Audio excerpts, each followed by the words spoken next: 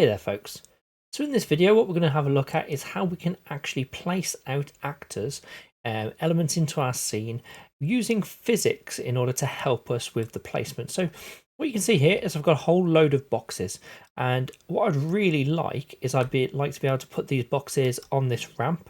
Now obviously that ramp has got an angle to it. It's going to be very difficult for me to place this exact box. I can change it between local and world space multiple times to get the rotation. You see here, if I rotate it, I'm gonna have to rotate it in the world direction, or if I change it to local, you see I can change it to there, but it's going to be very difficult for me to actually get this to land perfectly onto here, and then to put this one on it, this one on it, and to have everything laid out in a very natural way.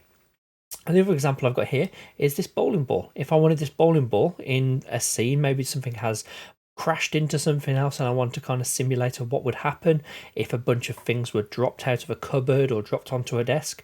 I don't want to have to go through and place every single one of those elements. So what I'm going to look at is how to use physics in order to do that. Okay, so let's start with these crates over here.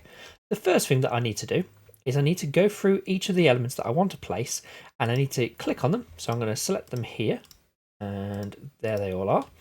And I'm going to go over to their details panel. Usually they'll be on general by default. Let's go over to physics, and you can turn on simulate physics.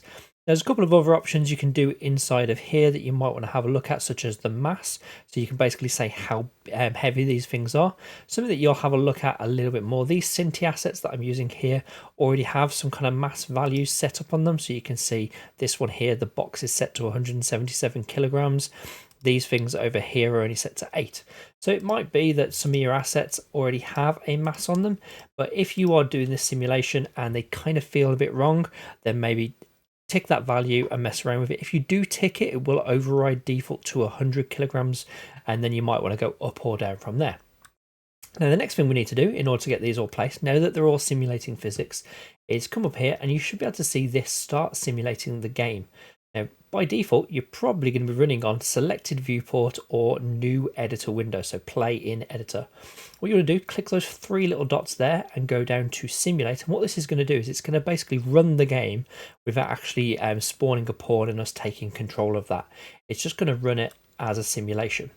So here if I press play, all of those boxes will fall down, and I can see I could leave it at any point, but there we go. Those boxes have all fell down in a very natural way, and look at those boxes there, all angled nicely on that ramp. Now obviously this is going to be dependent on the collisions, the accuracy of the collisions you have on those objects, the weighting when it comes to their mass. But if you did this and you're like, I don't actually like that one, you can just stop simulation and it'll go back to how it was. If you do it again, everything will drop down again.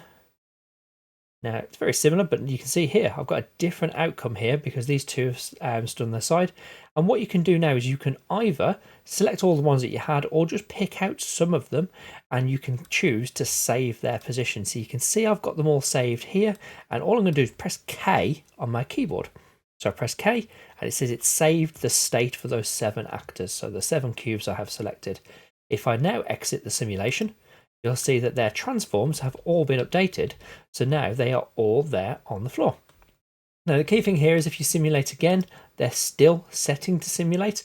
They're very unlikely to roll off and bump around again, but one of the things to do, remember, is just to turn off simulate physics. So we're just using physics here as an option to be able to help us naturally place things in the world. Now just to demo that again, I've got this bowling ball. The bowling ball, I've upped the mass a little bit, I've given it a little bit of a ramp, and I'm just going to simulate. Obviously nothing's going to happen until I simulate physics on it. It could roll down and it can hit these things, and they're all set to simulate physics. They all naturally fall down, and now I can start going through there and I can start saying, well, actually, what do I want to save? Maybe one of the pieces might not feel natural. Maybe there's an unnatural collision like this one here. Maybe I'm not happy with how that one's fallen down because obviously it's up in the air. Maybe I'm not happy with any overlaps of meshes. It doesn't seem to be any on this one, but I can obviously come back and tweak all these things after. So yeah, let's just take all of those and let's just press K on our keyboard again and exit, and then turn off simulate physics.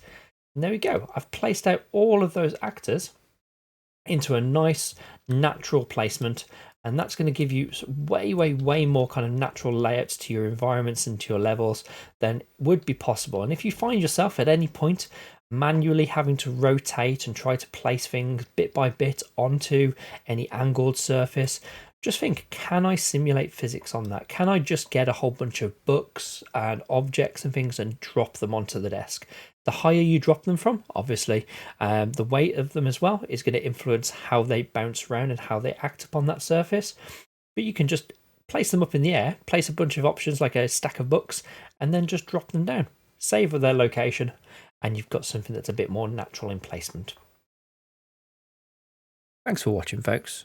If you enjoyed this video, then please consider subscribing to access more of my Unreal Engine content.